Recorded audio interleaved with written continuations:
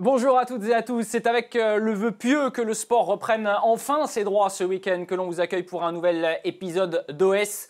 Un open sport un petit peu particulier, même si la rédaction de 365 s'est mobilisée pour tenter modestement, comme le monde du sport l'a fait du reste tout au long de cette semaine, de mettre un petit peu de couleur. Après une semaine qui a été très très malheureuse. Et vous allez voir avec notamment Sabrina, à mes côtés, ce très joli haut fuchsia qu'on a fait dans la couleur. Salut Sabrina. Salut.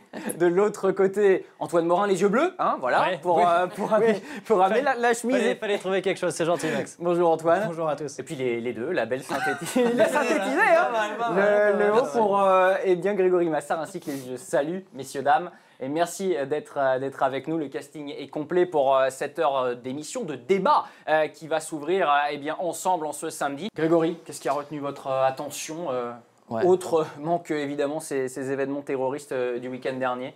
Toute proportion gardée contre Patrick Kanner, donc le ministre des Sports, qui est pour, on va dire, la mise à l'écart des footballeurs, mise en examen. Donc moi, ça me pose plusieurs problèmes. Déjà, pour commencer, la mise en examen ne veut pas dire culpabilité, parce que ça, c'est encore la présomption d'innocence. Donc écarter des joueurs qui sont potentiellement innocents, ça pose quand même un problème. Deuxièmement, pourquoi cibler encore une fois les footballeurs? Pourquoi les stigmatiser? On ne l'a pas entendu sur l'affaire Karabatic. Donc pourquoi encore une fois stigmatiser Karim Benzema et pas tout le sport en général?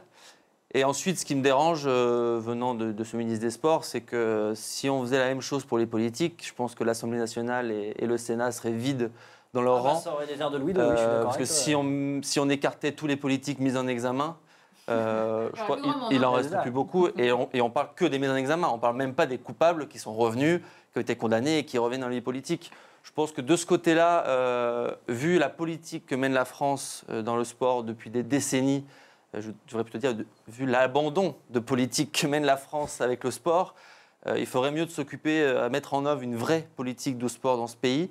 Ça éviterait peut-être certains dérapages, ça éviterait qu'on prenne forcément tous les sportifs en exemple. Pour le coup, il manque dans ce pays une vraie culture sportive. Et c'est au ministre des Sports de la mener au lieu de faire de la politique de bas étage et du populisme de bas étage. La démagogie politique dans l'œil de Grégory Massard, un œil acéré, vous l'avez entendu et vu.